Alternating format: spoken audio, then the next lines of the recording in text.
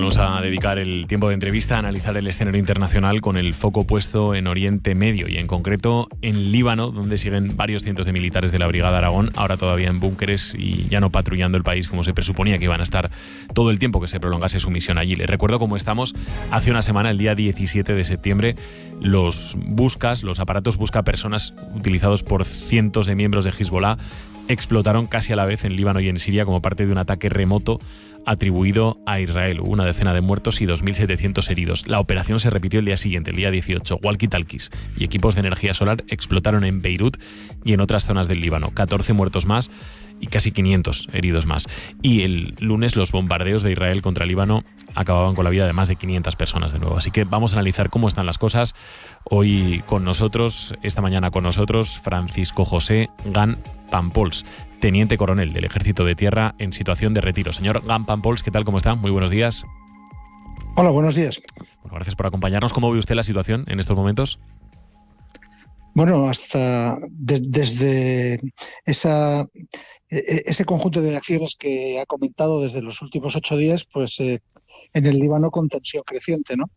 El número de acciones aéreas que hace Israel ha crecido en intensidad y ha crecido en potencia. Y Hezbollah por primera vez ha lanzado un misil. Hasta ahora eran cohetes, ha lanzado un misil balístico y todavía no sabemos cuáles son el resultado de esa acción, ¿no? Así que parece que está escalando, aunque todavía existe la posibilidad de que Israel considere que alcanza sus objetivos sin necesidad de una invasión terrestre y no se produciría esa temida acción, ¿no? Que escalaría geográficamente el conflicto hasta no sabemos dónde. Ajá. ¿Estamos a las puertas de una guerra total? Bueno, esto ya es una guerra total. Quiero decir, las acciones aéreas, el tipo de explosiones que se producen, el tipo de acciones, ya es una guerra. Lo que pasa es que por ahora solo se está produciendo a través de la tercera dimensión, con aviones o con misiles y cohetes. Claro, le quería preguntar, señor Gant, vemos que Israel ha cambiado claramente el foco, el escenario del conflicto, lo ha desviado de la franja de Gaza a Líbano, el Líbano, país pequeño, que, bueno, habría que recordar, ¿no? En 1970 acogió a la dirección de la Organización de Liberación de Palestina, lo que digamos que le convirtió en enemigo de Israel. Israel ha intentado invadir Líbano en 3 ocasiones, 78, 82 y 2006, una de las invasiones, la segunda, digamos, que contiene el germen del nacimiento de la milicia chií Hezbollah. ¿Israel se va a quedar en lo que está o Israel va a dar más pasos en Líbano? Israel tiene una experiencia amarga respecto a la última invasión del Líbano, la del año 2006, porque no salió, el plan de operaciones no salió como esperaban, le costó bajas, quedó en una situación muy poco aceptable para Israel y fue el origen de esta resolución que conocemos, la 1701 de Naciones Unidas, con una línea que se llama Blue Line, que es de separación del Líbano con Israel, pero en realidad es de separación de Hezbollah con Israel, porque Israel no está en guerra con el Líbano, a pesar de que las bajas que se estén produciendo sean de nacionalidad libanesa. Fundamentalmente Israel ataca a la rama militar de Hezbollah, que está reconocida como un movimiento terrorista, ¿no? Yo no creo que Israel opte como primera opción a la invasión terrestre por lo compleja y peligrosa que resultaría. ¿Qué países podrían reaccionar a estos movimientos de Israel y cómo podrían reaccionar? Directamente no creo que reaccionase ninguno. Indirectamente existe lo que se llama el eje de la resistencia, que son una serie de movimientos terroristas que están auspiciados por Irán y que pertenecen a países como Siria, como el Líbano, Hezbollah, y Yemen, Irak. Y estos podrían actuar directamente sobre suelo israelí, bien con vectores como los que ya han hecho anteriormente, aparatos tripulados remotamente, o bien cohetes y misiles, o bien enviar incluso tropas al propio Israel, ¿no? Como hicieron, por ejemplo, Hezbollah en Siria, para apoyar el régimen de Bashar al-Assad en la guerra civil. Usted ha sido director del Centro de Inteligencia de las Fuerzas Armadas. Una de las reflexiones que más nos repetimos estos días es hay que ver la capacidad de los servicios de inteligencia de Israel, ¿no? Bueno, ha sido una operación de inteligencia con acción directa. Es un tipo de operación muy compleja. No responde a una acción de corto plazo. O sea, el ser capaces de infiltrar un movimiento para saber todo lo que supone preparar una operación de estas características lleva muchos años, ¿no? El resultado práctico lo vemos, que es que se ha descabezado pues a una línea de mando de Hezbollah, pero lo que subyace es la capacidad que tiene un servicio de inteligencia para conocer cuáles son las intenciones de un adversario, el ser capaz de anticiparse a determinadas acciones de ese adversario, como por ejemplo sustituir su sistema de mando y control de radioteléfonos a buscar personas y teléfonos móviles por radioteléfonos. En fin, significa que tiene pues literalmente penetrado a Hezbollah, conoce cuál es su estructura de mando y es capaz de anularla en un momento, y además de forma simultánea, ¿no? Recuerde que fue en el mismo momento y todos los buscas, y el día siguiente en el mismo momento y todos los radioteléfonos. ¿Cuál es la capacidad de respuesta que podemos ver que tiene Hezbollah a estos ataques de Israel y que podríamos ver en los próximos días? Pues es una capacidad limitada. Ahora mismo Hezbollah, por lo que le he comentado antes, tiene un problema, y es que tiene que reconstituir su sistema de mando y control, y luego tiene que hacer una especie de auditoría interna para saber hasta qué punto tiene penetrado toda su estructura. O sea, ahora mismo no saben el alcance de esa acción. Saben que ha habido determinados sistemas que han sido clonados y utilizados para producir bajas, pero no saben cuántas cosas más están ahora mismo han sido intervenidas, ¿no? De tal manera que toda la capacidad para relacionarse entre ellos la han reducido a cero. O sea, han prohibido el uso de cualquier sistema de comunicación, de tal manera que ahora lo que se hace es la comunicación persona a persona. ¿Qué significa? Pues eso significa que aumenta la vulnerabilidad de la organización, porque es más evidente lo que hacen. De ahí que, si recuerda, se lanzase una acción puntual contra un edificio en Beirut que descabezó al grupo de operaciones especiales de Hezbollah, a Dawan. ¿Por qué? Pues porque en el momento en que uno no dispone de medios discretos, necesariamente empieza a ser más evidente lo que hace, y como Israel sí tiene inteligencia humana, es decir, hay agentes de Israel desplegados en el Líbano, pues son capaces de trazar esas nuevas reuniones y trazar nuevos objetivos de Hezbollah. O sea, los hace más vulnerables, ¿no? Hezbollah se puede reconstituir, o sea, tiene fuerza para ello, tiene 130.000 efectivos. Lo que pasa es que le va a tomar tiempo, ¿no? Decía, usted ha sido director del Centro de Inteligencia de las Fuerzas Armadas, también ha dirigido la Academia General Militar, ha participado en misiones de paz del ejército en Bosnia, en Kosovo, en Afganistán, si no me equivoco. ¿Cómo es o cómo cree que es la situación ahora mismo en Líbano para los militares españoles? Allí hay muchos aragoneses de nacimiento y hay muchos otros aragoneses de adopción, digamos. Bueno, pues ahora mismo dentro del sistema, de los sistemas de protección que tiene toda fuerza, y la de Naciones Unidas es una más, ahora mismo está en un nivel de alerta elevado. Tenemos unos grados de alerta que son Alfa, Bravo, Charlie. Bueno, pues ahora mismo estarán en el más elevado de ellos. Significa que van todo el día con los medios de protección puestos, casco, chaleco antibalas, no se producen desplazamientos salvo que sean completamente imprescindibles, se utilizan de forma regular todas las estructuras que se crean para proteger los búnkers, los llamados búnkers, los refugios de hormigón y acero, y se evita cualquier movimiento. Es decir, ahora mismo la misión por la que están ahí no se cumple, que es la de verificar, la de establecer un control sobre esa línea de separación, sobre esa blue line, y una verificación de acciones, ¿no? Pues no lo pueden hacer porque ahora mismo no hay nada que verificar, se están produciendo acciones. Es decir, es evidente eso, ¿no? Claro. Hay una pregunta que casi es automática, ¿no? Como consecuencia de esto que nos explicaba usted, señor Ghan. Si el ejército español no puede desarrollar la misión para la que ha ido al Líbano, España tendría que salir, el ejército español tendría que salir del Líbano en los próximos días, o el ejército español debería permanecer allí en el Líbano. Bueno, la primera medida que hay que tomar es la prudencia y coger un poquito de distancia, ¿no? El ejército español ahí está formando parte de una fuerza de Naciones Unidas, es decir, nosotros nos hemos comprometido con la Organización de Naciones Unidas, en concreto con el Departamento de Operaciones de Mantenimiento de Paz, a mandar una fuerza, porque el general que manda la operación ahora mismo en Líbano es español, y luego a aportar un contingente, que es el mando del sector este y ese volumen de fuerzas de Aragón que oscila entre los 650 y 750, ¿no? Lo primero que hay que hacer es proteger a la fuerza. Lo segundo es esperar a ver cómo evoluciona la situación, porque si se retiran, una retirada que es posible, replegar todas esas unidades, no solo están los españoles, es que nosotros estamos con 22 naciones más, ¿no? Y además en este momento liderando, con lo cual tendría que ser una operación muy bien planeada, coordinada con todos ellos. Si nos vamos, lo que es muy difícil es volver. A lo mejor lo más sensato es mantener este nivel de protección, ver cómo evoluciona la situación, porque el que haya una fuerza de Naciones Unidas al final puede contribuir a desescalar la situación si empiezan a llegar a acuerdos parciales de alto el fuego o de separación de unidades o de creación de una zona buffer, ¿no? Una zona tapón. Esta es una de las palabras claves, desescalada. ¿Qué tiene que pasar para que desescale la tensión, para que desescale el conflicto? Porque ahora mismo parece que no encontramos ningún elemento, ¿no?, que nos invite a pensar en ello. Pues ahora la verdad es que no hay mucho espacio para el optimismo, ¿no?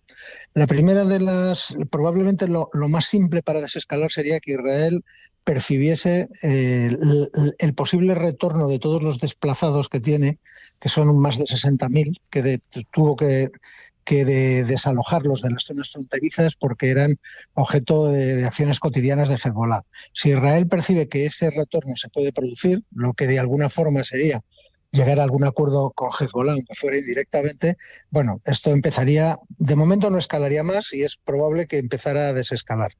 Si las presiones aumentan sobre Israel, pues es probable que tampoco de quienes le sostienen fundamentalmente, es decir, de Estados Unidos. Si se le presiona de forma creciente, pues es probable que Israel no quiera escalar.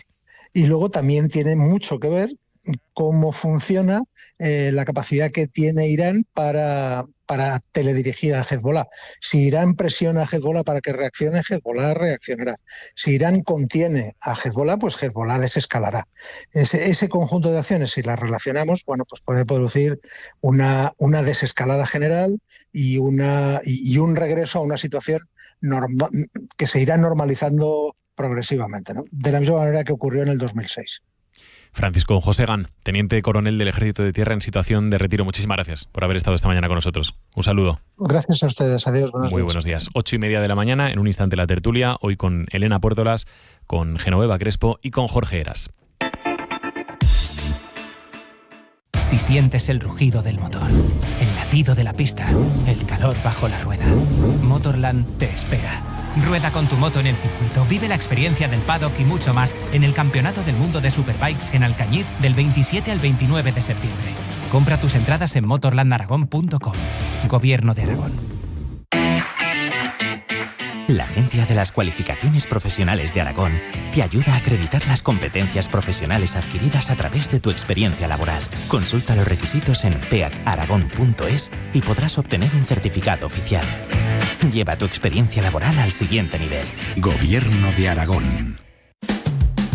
En las fiestas del Pilar, vuelve la Feria General. El plan perfecto para pasar las fiestas en familia. Atracciones infantiles, exposiciones, hogar, gastronomía, espectáculos y el tradicional pabellón de las Fuerzas Armadas. Te esperamos del 9 al 13 de octubre en Feria de Zaragoza. Ven con nuestro bus gratuito.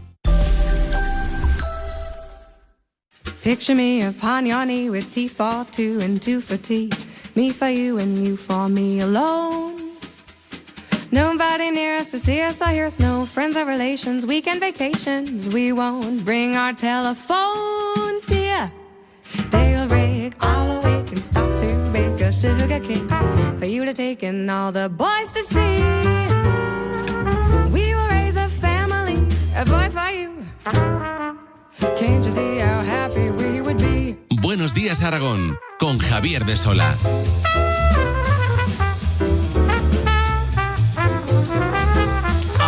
aquí estamos en el tiempo de tertulia, en el tiempo de análisis, esta mañana con Genoveva Crespo. Hola Genoveva, ¿qué tal? Muy buenos días. Muy buenos días. Con Elena Puertolas. Hola Elena, ¿qué tal? Buenos días. Hola, buenos días. ¿Cómo está la mañana por allí, por Huesca, Elena? Pues muy buena, la verdad. Sí. Hoy hará un día que no hace especialmente fresco, vamos, está muy bien. Mañana agradable también aquí, ¿no, Genoveva? Tú vienes de la calle ahora. Bueno, hace una mañana maravillosa. Sí, casi de, no sé si de verano, pero en fin, bueno, 18 graditos teníamos al punto de la mañana, soplando ligeramente el viento. Ha dicho Luismi, que nuestro meteorólogo, que eso es lo que va a hacer que refresque un poco el ambiente, pero en fin, tampoco mucho más.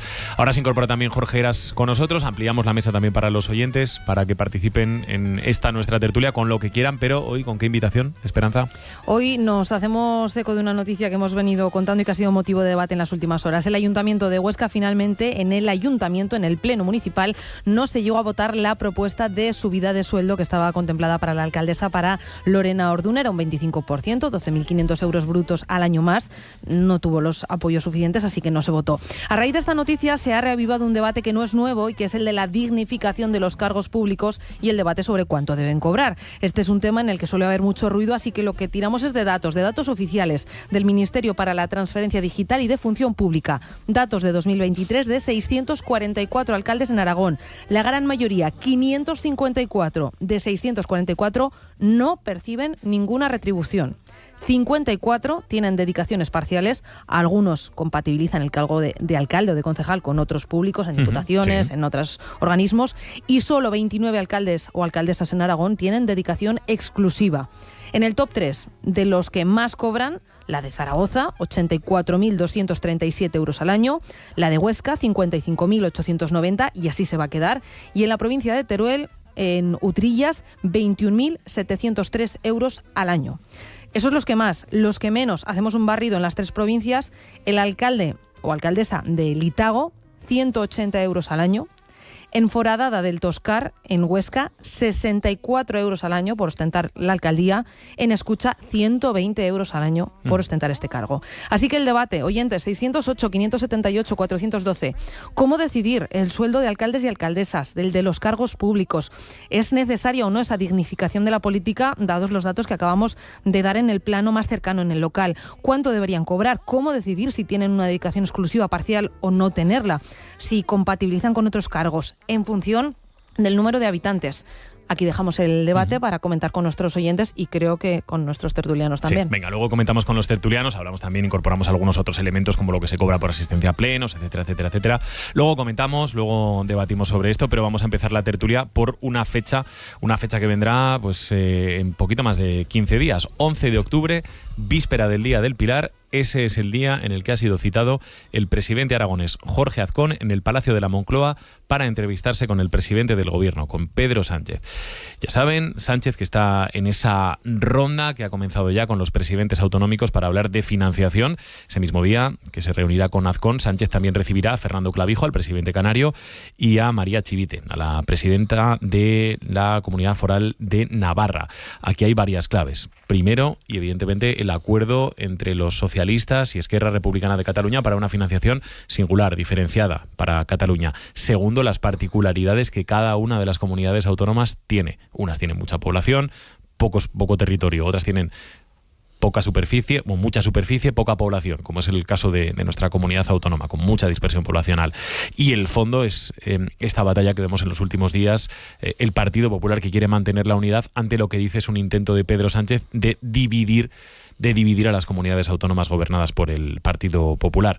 Hoy en la sesión de control al gobierno se va a hablar de esto y de la consecuencia que tiene el hecho de que la financiación esté marcando tanto la legislatura, ya saben, con ese aplazamiento de la votación de la senda de estabilidad, que es un paso previo imprescindible para la aprobación de los presupuestos, y con muchas preguntas, no para Sánchez, que está en Estados Unidos, está en Nueva York, sino para la vicepresidenta primera del gobierno, para María Jesús Montero. Le van a preguntar, por ejemplo, cuánto puede aguantar un gobierno sin presupuestos y sin aprobar legislación. En fin, muchas cosas, todas relacionadas. Muchas. La primera, la principal, hay fecha ya para la reunión entre Azcón y Sánchez, entre Sánchez y Azcón, Genoveva. Y te has dejado el envejecimiento en las singularidades, ¿no?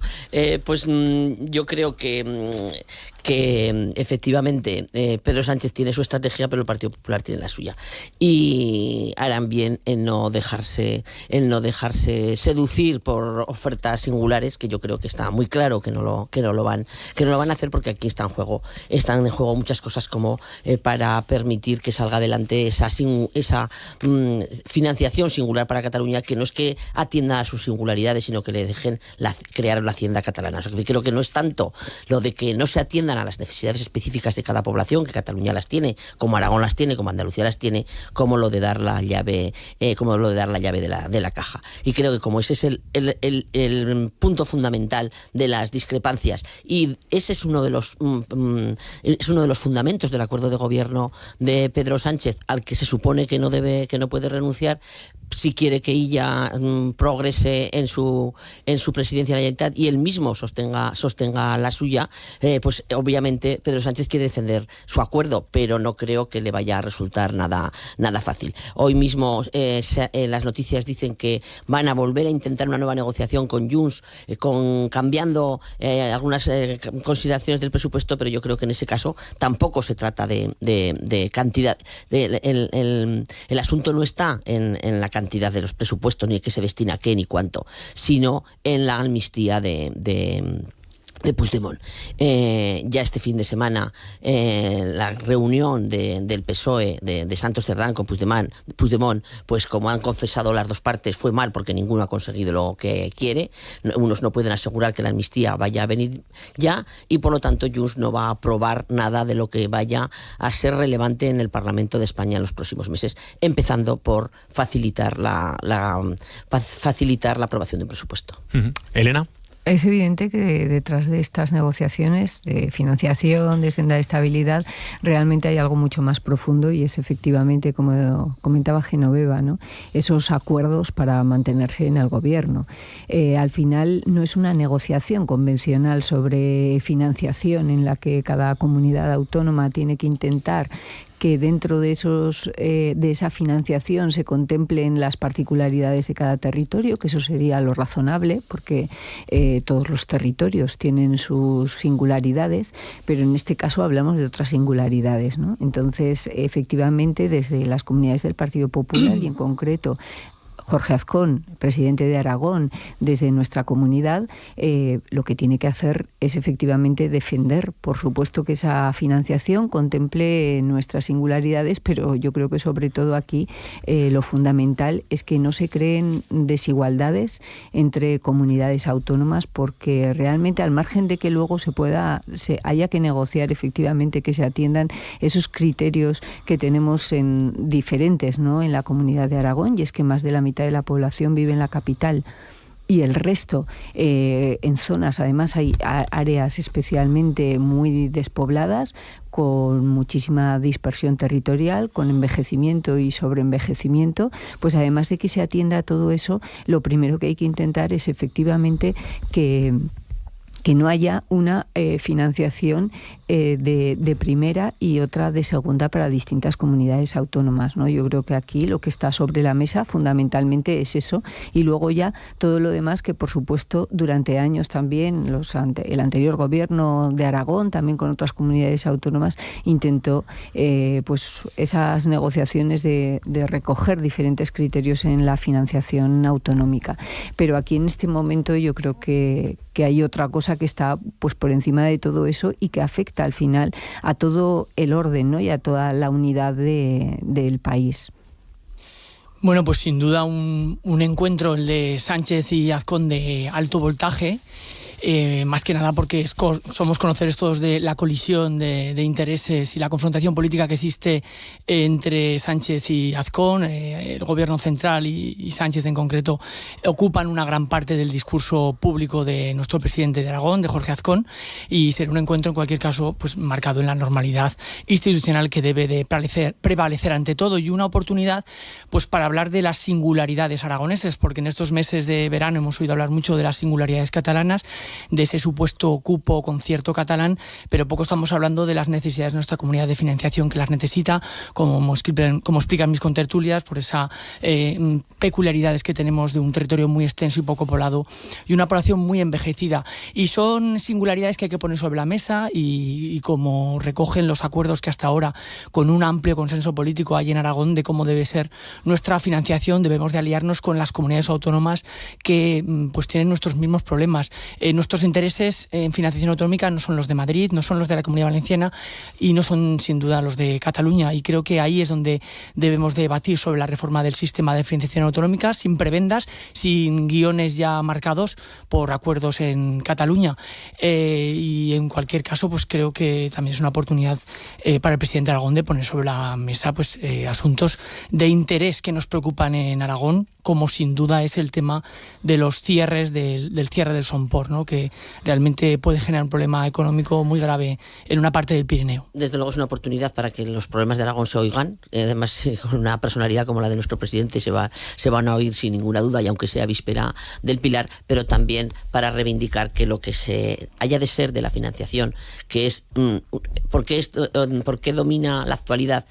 Porque tiene que ver con la pervivencia de los gobiernos que tenemos, pero también porque es la clave de la acción política. Tener o no tener recursos para llevar adelante tus proyectos es fundamental.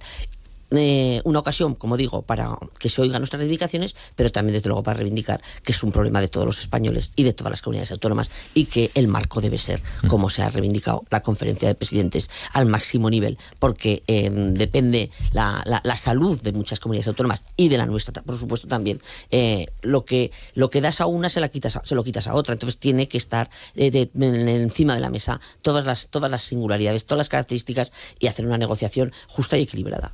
También es una ocasión para que compartan, ¿no?, consejos, recomendaciones de cómo sacar adelante sus cuentas, ¿no?, sus presupuestos. Desde luego la debilidad del gobierno central es extrema, porque depende de un partido que es Junts, que se ha tirado al monte, pero también el gobierno de Aragón no tiene garantizado hoy una aprobación de los presupuestos con un Vox. Hoy iremos a uno de sus líderes nacionales, que son los que mandan en este partido, a ver qué dice, ¿no?, donde también va a poner las cosas difíciles, y no contar con presupuestos desde luego es una complicación. Unos y otros dependen de extremos políticos, por un lado Junts y por otro lado extrema derecha como es Vox. Un Junts que, por cierto, en los últimos discursos de Feijóo vemos que también el PP se aviene a negociar con ellos, ¿no?, para su política de desgastar al gobierno. No sé, igual aquí los cordones sanitarios deberían de aplicarse a ambos lados del tablero. Y por cierto, también, sí, Elena.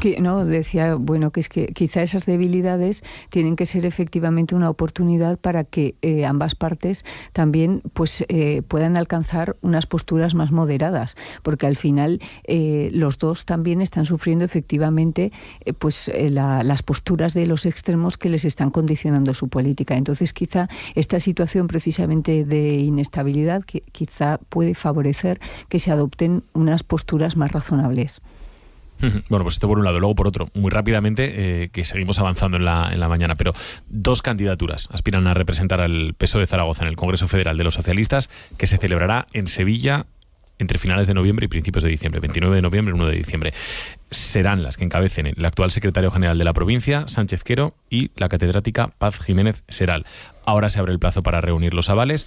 Decía ayer Sánchez Quero que no ve esta segunda lista como un problema, ni que tampoco cree que exista una fractura interna en el partido con la Federación de Huesca, que ha pedido acelerar el relevo de Javier Lambán al frente de la Secretaría General. Mirando el calendario, ¿no?, en el Partido Socialista. Yo creo que Sánchez Quero quiere poner paz entre las huestes socialistas para ir lo menos dividido posibles a Sevilla, aunque eso no es fácil. Esa candidatura de Paz Jiménez creo que tiene difícil obtener los avales, y en cualquier caso con los resultados que obtenga tendría una representación pequeña dentro del conjunto que obviamente va a liderar masivamente Sánchez Quero, más aún después de que Javier Lambán haya decidido que él no encabeza esa delegación y deja que sea el líder provincial el que asuma la representación de la mayoría de la Federación Aragonesa Socialista. Creo que es una estrategia de Lambán de las de rebote, o sea, que sea la solución de transición o para ganar tiempo frente a la ofensiva de Sánchez de intentar que sea Pilar Alegría la líder del socialismo aragonés en el futuro, y vamos a ver cómo sale. Desde luego, Sánchez creo que es una persona que maneja el partido con habilidad manifiesta, como hemos visto en los últimos tiempos, que no tiene vocación de líder público, o sea, es decir, hasta este momento no ha tenido en ningún momento ninguna tentación de ser el candidato público a la institución más relevante de Aragón, que es la comunidad autónoma, y que por lo tanto en el caso de los distintos grupos en liza, pues sería como un candidato adecuado para evitar la exhibición de más ruptura de la que ya han demostrado en los últimos conclaves socialistas, en los que cada uno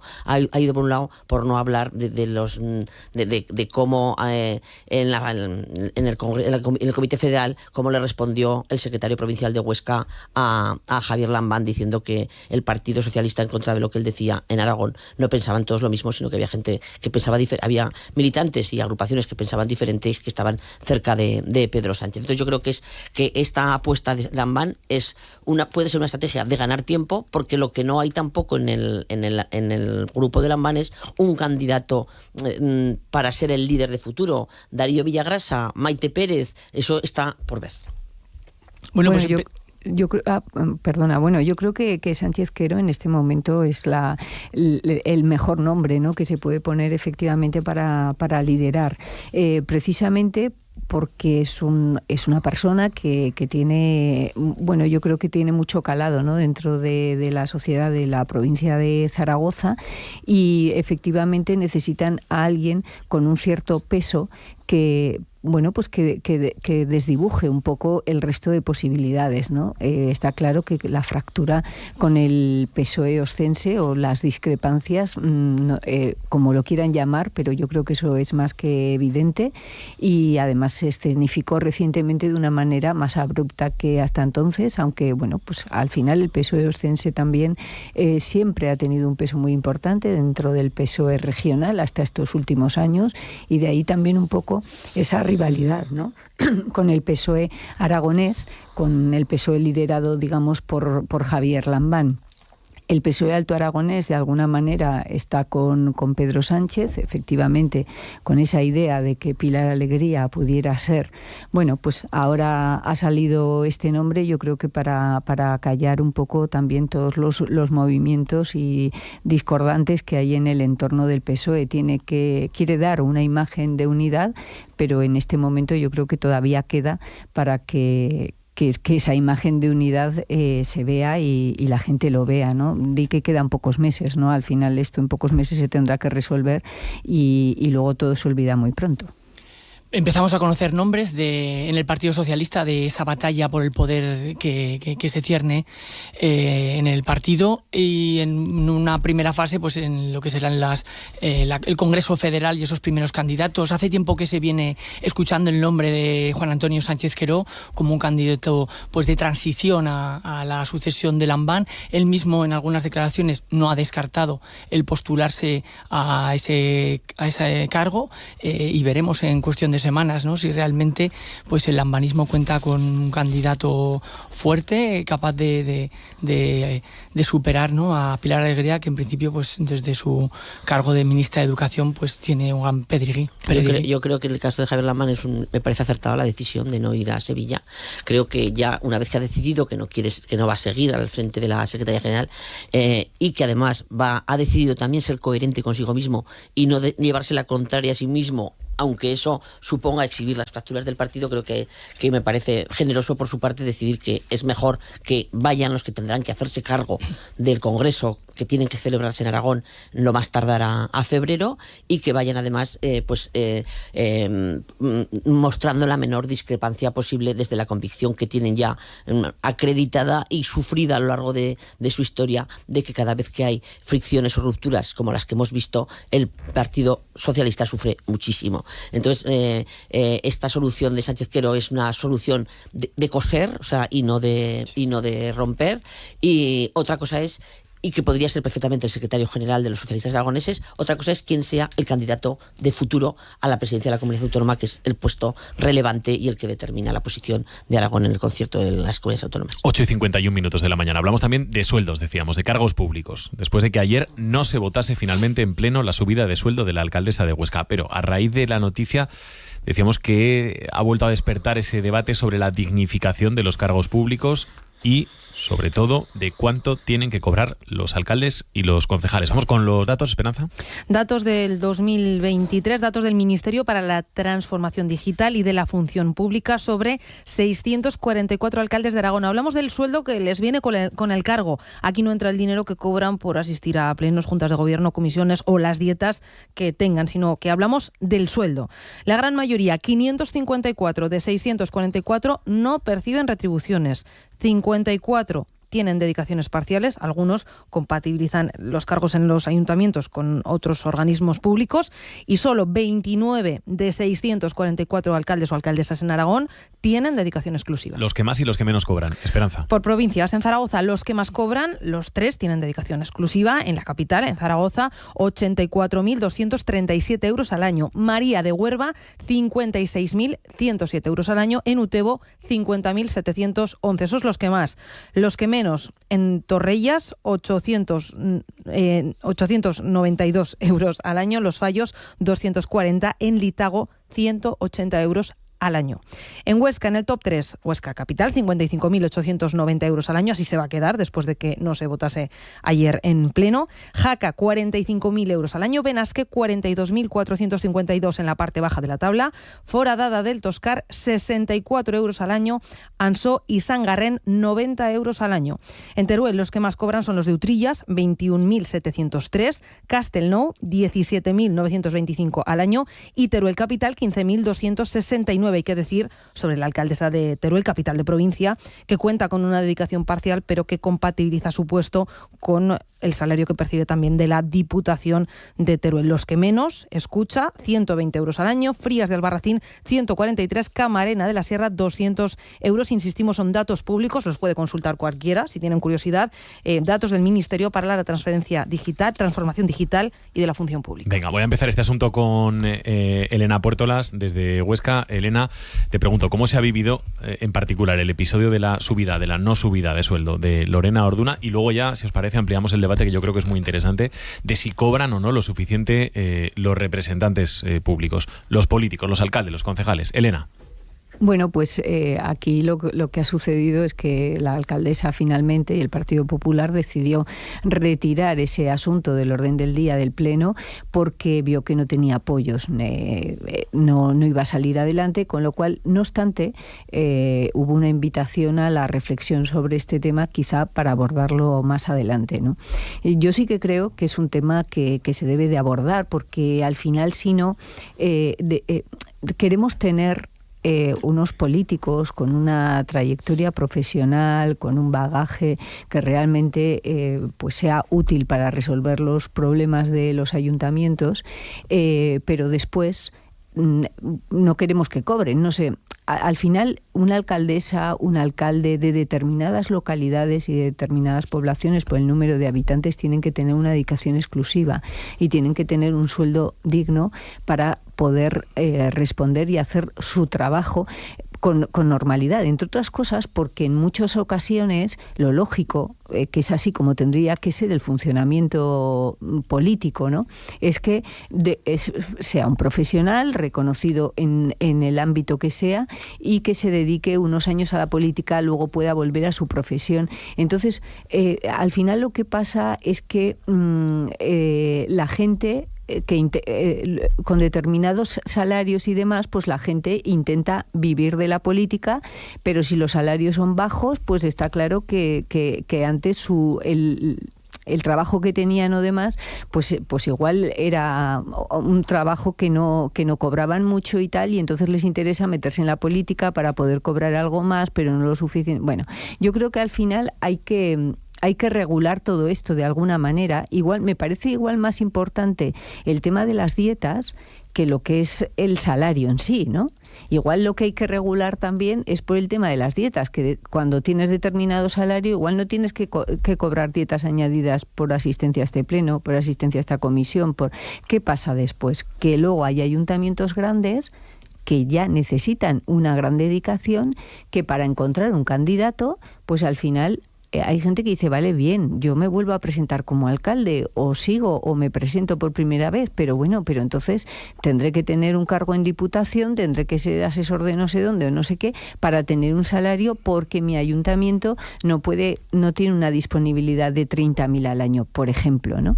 Entonces yo creo que sí que hay que regularlo, porque si no llega a un punto que se distorsiona todo mucho. Al final luego hay gente que empieza a cobrar comisiones por distintas instituciones en las que está y demás, y luego hay otros que lo hacen gratis, como los alcaldes de la mayoría de los ayuntamientos de esta comunidad. Yo creo que la labor de alcalde se tiene que dignificar, porque realmente es un trabajo que exige mucha dedicación, sobre todo en ayuntamientos pequeños, donde tienen muy poco personal, donde comparten secretario, comparten a veces hasta alguacil o a veces ni tienen, y es el alcalde en el que recae todo. Cuando se rompe una llave del agua o cuando...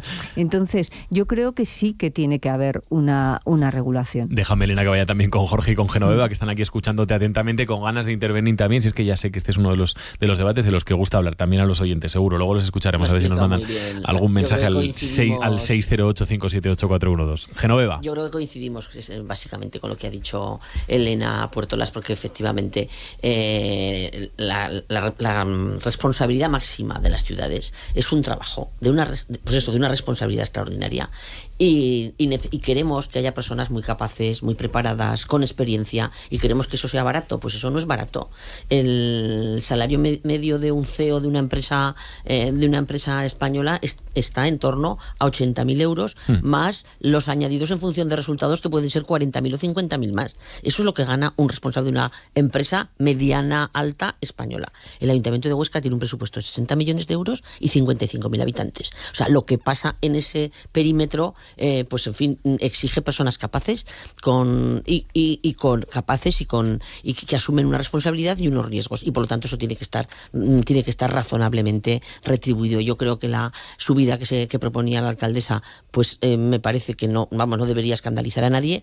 Lo que me extraña es que no estuviera negociado antes para evitarse este conflicto que realmente vuelve a poner en la picota los políticos. Ya está, solo pensando en ganar dinero, hombre, lo ponen muy fácil para la crítica fácil. Entonces yo creo que una experiencia política debería haber evitado que llegase esto a este momento, y si veía que no había recorrido, no haberlo ya puesto ningún enunciado de ningún tipo de organismo donde se pudiera saber. O sea, una negociación discreta y sacarlo adelante, porque claro, no deja de ser sorprendente que cobren lo mismo el ayuntamiento de María de Huerva o el de Eutebo que la alcaldesa de Huesca.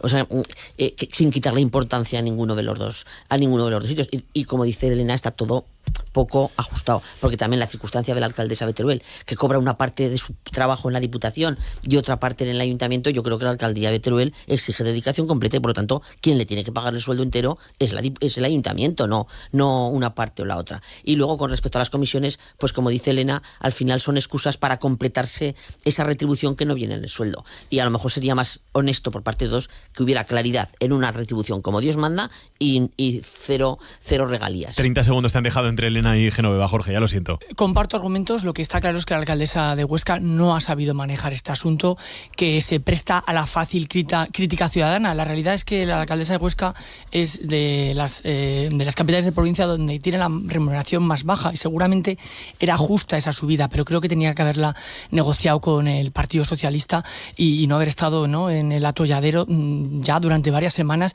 y siendo foco mediático por este asunto. Creo que sí que merece un debate y una reflexión.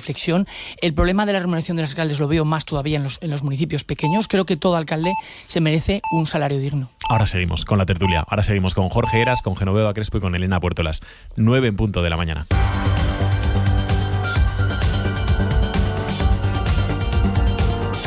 Como siempre, a las 9 actualizamos, ordenamos la información. Ahora mismo, ¿dónde ponemos la mirada, Ana? En el Líbano, donde los bombardeos israelíes han causado alrededor de 600 muertos en apenas 2 días. Hezbollah ha lanzado en las últimas horas el primer misil balístico contra la sede del Mossad, cerca de Tel Aviv. Desplegados en el Líbano hay 670 militares de la Brigada Aragón, que trabajan en la misión de la ONU y que esta semana han tenido que suspender sus patrullas. Hoy aquí, en Aragón Radio, hemos hablado del conflicto y de la situación situación de estos militares con Francisco José Gampanpols, el teniente general del Ejército en situación de retirada. Que van todo el día con los medios de protección puestos, casco, chaleco antibalas, no se producen desplazamientos salvo que sean completamente imprescindibles. Lo más sensato es mantener este nivel de protección, ver cómo evoluciona la situación, porque el que haya una fuerza de Naciones Unidas al final puede contribuir a desescalar la situación si empiezan a llegar a acuerdos parciales de alto el fuego o de separación de unidades o de creación de una zona buffer, ¿no? Una zona tapón. Por lo demás, la policía local de Huesca investiga la circunstancia de la muerte de un joven de 27 años tras sufrir un aparatoso accidente de tráfico en la calle Tarbes de la capital ostense. María Ángel Pérez. El suceso tenía lugar en la tarde-noche del lunes. El joven, que en el accidente salió despedido de la motocicleta que conducía, fue atendido en un primer momento por los equipos de emergencias en el lugar de los hechos y trasladado a continuación al Hospital San Jorge. Debido a la gravedad de las heridas sufridas, tuvo que ser trasladado durante la mañana de ayer en helicóptero al Hospital Miguel Servet de Zaragoza, donde fallecía por la tarde. La policía local está realizando el atestado, hablando con testigos y recabando información sobre el siniestro para esclarecer lo sucedido. En Zaragoza, el Paraninfo de la Universidad acoge hoy la jornada de cooperación científica y tecnológica China-España. Lucía Peralta. El embajador de China en España, Yao Jing, vuelve a participar en un acto en la capital aragonesa después de que haya pasado menos de una semana de su última visita. Abrirá esta jornada junto con el rector de la Universidad de Zaragoza, José Antonio Mayoral. El encuentro, que comienza en unos minutos, trata de estrechar lazos de cooperación científica y tecnológica entre China y España. La jornada contará con más de 150 asistentes del mundo académico y empresarial. En ese encuentro participan también el secretario de Estado de Universidades, el consejero de Economía del Ayuntamiento de Zaragoza, la directora general de Ciencia del Gobierno de Aragón y el presidente de la Universidad de Nanjing Tech. Y en la provincia de Teruel, Más de las Matas, en el Bajo Aragón y Montalbán, en las cuencas mineras, se concentran hoy por la sanidad rural. Eduard Peralta. Se suman a las movilizaciones de Caspe o Egea durante las últimas horas en la provincia de Zaragoza. El objetivo es poner fin a los agravios sanitarios en el mundo rural aragonés. Se exigen soluciones inmediatas para la falta de médicos. En la cuenca minera se convocó de forma anónima, pero cuenta ya con el apoyo del Movimiento de Acción Rural y de instituciones políticas como Chunta Aragonesista o Teruel Existe. A su vez, en Más de las Matas, los vecinos se concentrarán a partir de las 7 frente al centro de salud tras una convocatoria urgente propiciada por el Consejo de Salud del sector sanitario de Más de las Matas. Aseguran que se ha llegado al límite y que se encuentran al borde del colapso. De los deportes, victoria del CaixaBank Zaragoza, que estará en la fase de grupos de la Euroliga Femenina. Pepe Borque, ¿qué tal? Buenos días. ¿Qué tal, Ana? Buenos días. El equipo lograba su plaza entre los 16 mejores equipos del continente tras eliminar al Constanta de Rumanía en la eliminatoria previa de la competición. El conjunto aragonés estará en el grupo B junto a Fenerbahce, Villeneuve y Polkovice. Elena Puello reconocía que afrontan la competición con muchas ganas.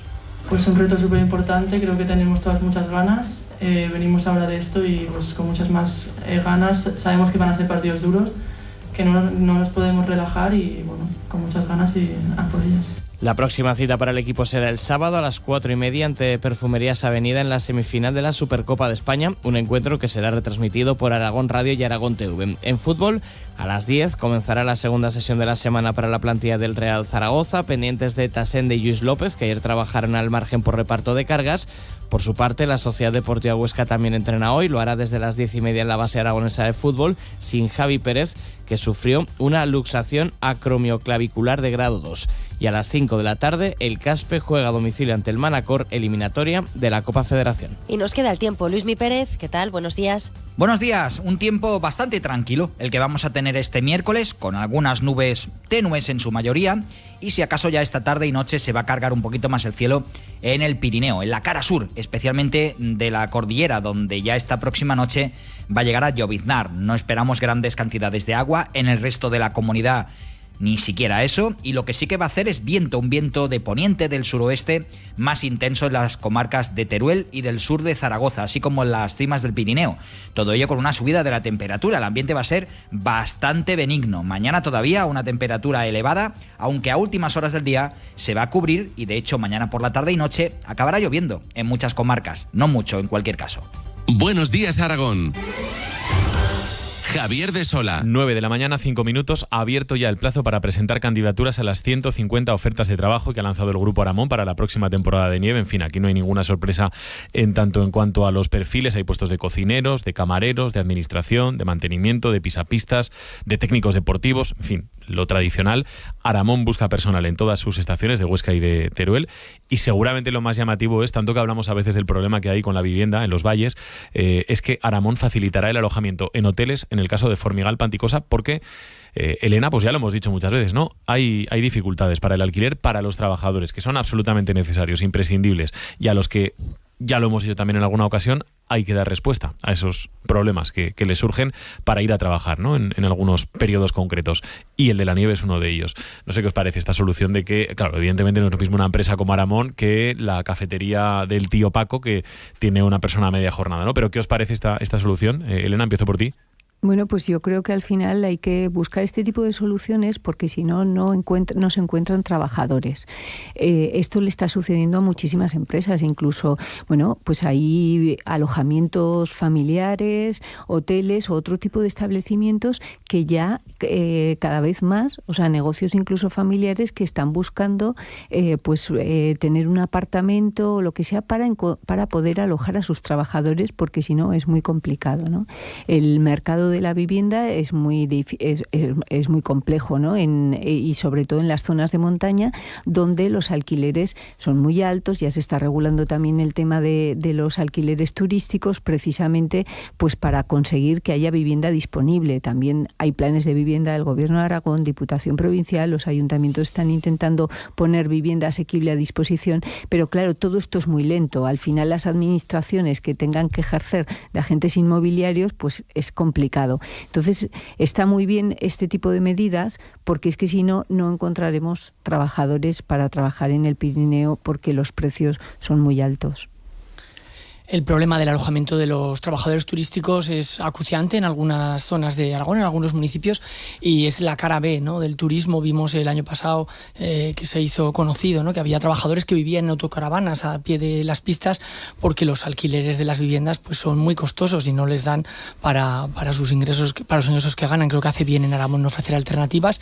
Como dices, el problema es que Aragón es una empresa fuerte que ya contaba además con su alojamiento propio para trabajadores en Sabiñánigo. Entiendo que esto es una ampliación de esas alternativas de vivienda que ofrece a sus empleados, pero claro, el turismo del Pirineo va mucho más allá, ¿no? Y creo que ahí el Gobierno de Aragón ha cogido el toro con los cuernos, con ese plan de vivienda específico, de vivienda de alquiler pública y asequible en municipios turísticos, pero claro, los resultados de ese plan aún tardaremos en verlos, ¿no?, en promover esas nuevas viviendas. Y por otro lado, si hablamos de esquí, no debemos de perder de vista lo que ocurre en el Somport, porque una parte importante del turismo que llega a nuestras pistas de esquí viene de Francia, y hoy por hoy está cortado y no hay visos de que esta campaña de invierno, ¿no?, del esquí esté abierto este paso. Pues hace bien Aramón en dar respuesta a las necesidades habitacionales de sus trabajadores, porque es que si no, efectivamente va a tener muy difícil captar a ese volumen tan importante de trabajadores que necesitan las pistas para ponerse en marcha. Pero también los propios empresarios, al margen de la iniciativa pública, que va a tardar en dar respuesta a esa necesidad, también los empresarios tienen que empezar a pensar que ante determinadas actividades, pues igual, además del salario, que son con arreglo a convenio, pues otra de las retribuciones tiene que ser en especie, que es el alojamiento, si quieren tener profesionales que duren un rato y que permitan mantener la actividad. Yo puedo recordar que yo estudié la carrera trabajando en verano en hoteles en la costa, y el alojamiento estaba dentro del hotel. O sea, no tenías que buscarte una casa, sino que la habitación te la daban, porque es que si no, el salario de hostelería es el que es. Si tienes que gastarte una parte en vivir, salvo que decidas que te vas a trabajar al mundo del esquí porque pasas un invierno que te lo pasas muy bien, pero no, eso será una parte muy pequeña de la gente que va a trabajar. La mayoría va a trabajar porque lo necesita. Yo sé, por ejemplo, que en Benasques está ahora, bueno, y también se está poniendo muy de moda, ¿no?, entre los jóvenes, que, bueno, gente que tiene una segunda residencia, que ha ido a Benasques los fines de semana y demás, pues mientras están estudiando, pues trabajar allí, porque ya tienen el alojamiento pagado. Pero es que, claro, pues alguien que habitualmente de Zaragoza ha ido a veraneado y tal en Benasques, que ha estado los fines de semana y tiene un apartamento de sus padres, pues mientras está estudiando la carrera trabaja en verano. Y ese modelo se está dando mucho, pero claro, también porque tienen la vivienda, porque es que si no, en algunos sitios tienes que pagar por ir a trabajar. 9:10 de la mañana. Dejamos este asunto y ponemos la mirada también esta mañana en la sanidad, porque, lo decíamos hace un instante, hoy veremos concentraciones en defensa de la sanidad rural en Mas de las Matas, en el Bajo Aragón y en Montalbán, en las cuencas mineras. Ayer ya vimos movilizaciones, concentraciones también en Caspe, en Egea, que vienen a señalar el mismo problema. Faltan médicos en el medio rural, que es otro de los temas que venimos arrastrando, pues, en fin, unos cuantos años ya.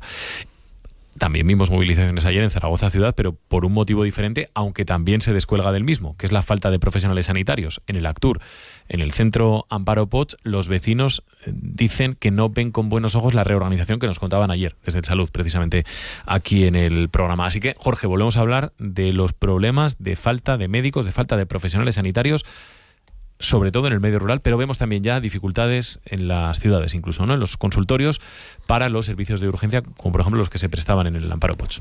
Sí, la verdad es que es un problema que empieza a ser crónico, ya al que las autoridades sanitarias pues se ven un poco impotentes porque no consiguen darle solución. Yo ayer miraba el perfil de WhatsApp de mi móvil, lo tenía repleto de mensajes de Mas de las Matas, porque a mí me llega de lleno por razones familiares, y les aseguro que la concentración que va a haber allí va a ser masiva, porque hay una verdadera preocupación en los pueblos porque se quedan sin médico durante parte de su horario en los centros de salud, y esto es inasumible, y desde luego el Gobierno de Aragón se tendrá que poner las pilas para conseguir incentivar a esos médicos para que vayan al medio rural. Ya ha puesto alguna medida, pero parece que no son suficientes, y creo que también esto atañe al Ministerio de Sanidad, porque es que no podemos estar cada cierto tiempo viendo cómo en centros de salud de nuestra comunidad pues se quedan sin profesionales sanitarios. Esto en una población, además, recordemos, especialmente sensible, porque es más envejecida que la media de Aragón. Por tanto, esto es un asunto absolutamente prioritario, un asunto de los del comer, al que hay que poner todo el foco y tratar de dar una respuesta lo más rápido posible. La verdad es que el recorrido por las noticias que tienen que ver con la falta de médicos está siendo ya como el día de la marmota, o sea, un problema que se está convirtiendo en una endemia de Aragón y que desgraciadamente no tiene fácil solución, porque no tanto este gobierno como el anterior, o sea, llevan tiempo buscando profesionales. Lo hemos dicho tantas veces ya en este programa que casi, en fin, te da apuro volver a repetirlo, pero claro, partimos de esa situación histórica de pocos profesionales y con unas políticas que han hecho que se estigmatice la atención primaria de una manera terrible, porque realmente la atención primaria bien llevada y bien atendida es uno de los principales recursos para que los hospitales no se saturen, para que la población esté bien atendida. Entonces, esa estigmatización que hay de que solo vale ser especialista sofisticado, y que nuestros mejores estudiantes vayan a esa carrera olvidándose un poco de la vocación y pensando en esa excelencia y esas singularidades, cuando en fin, cuidar a nuestra población, cuidar a nuestros pueblos, cuidar a nuestros niños y a nuestros mayores, pues debería formar parte de mayor, o sea, debería estar más presente. Y dicho esto, pues efectivamente la administración que le toca ahora la responsabilidad, pues tiene que buscar y dar más ventajas, ofrecer mejores condiciones. O sea, algo tendrá que hacer para evitar lo que está diciendo Jorge, de estos pueblos que se quedan sin médico, y ahora estos centros de salud de Zaragoza que tienen que cerrar y repartirse las urgencias porque no hay suficientes médicos para atenderlas. Digamos que la experiencia que hemos ido acumulando a lo largo de muchas tertulias hablando de este asunto nos dibuja dos líneas, ¿no? Dos posibilidades a la hora de dar respuesta a este problema de falta de médicos. Una, incentivar más. Otra, buscar una solución, que esta sí debería ser absolutamente consensuada entre todas las comunidades autónomas, y en lugar de incentivar, obligar, como se hace en el caso de los docentes, en el caso de los maestros y de los profesores, que tengan que ir sí o sí los médicos a los puestos de trabajo que se les diga. Elena, ¿por dónde la solución? Bueno, pues yo creo que efectivamente en el caso de los maestros no pasa eso. ¿Por qué? Porque al final los maestros tienen que empezar su carrera, y lo tienen también así asumido en pueblos pequeños, hasta que tienen posibilidades de ir a ciudades, que es verdad que la tendencia es también que prefieren los sitios grandes, ¿no? Pero está claro también que en las cifras de los médicos hay una diferencia. Faltan profesionales, sí, pero no es lo mismo en atención hospitalaria, que se cubren muchísimo antes las plazas, que en atención primaria. Entonces es evidente que la atención primaria se ha denostado también durante bastante tiempo y estamos padeciendo las consecuencias. Yo creo que es también hay que trabajar también no solamente en generar más plazas, que ya sabemos que estamos padeciendo el déficit que ha habido durante años, sino también en general, no solamente para el tema de los médicos, sino en general que de alguna manera esa ruptura del medio rural y urbano que tenemos que ir reconciliando y tenemos que... Hay una cierta brecha porque al final la mayoría tenemos ya hemos vivido en el medio urbano y entonces no se mira a veces al medio rural como una posibilidad para trabajar, como un medio con oportunidades. Yo creo que cada vez más, pero tenemos que seguir también trabajando en esa línea porque si no al final vamos a tener serios problemas en el territorio. Ya tenemos muchos, ¿no? Pero tenemos que intentar trabajar para paliar eso porque al final vemos que llegamos como en el último momento cuando el problema nos está pasando también con el que mencionábamos hace un momento, con el tema de la vivienda. Esto se ve desde hace años. Quiero decir, se va viendo desde hace años y no se han adoptado las medidas adecuadas para intentar revertir esa situación. Y a tu pregunta yo respondería directamente, efectivamente tendría que haber un itinerario profesional pasando por la atención primaria obligatoria. En otros países de Europa es así, nos lo ha contado Serveto alguna vez en la tertulia, ¿no? O sea, hay otros sitios donde sí o sí los médicos siguen un itinerario y desde luego no se llega a destinos mejores sin haber pasado por destinos pues más esforzados.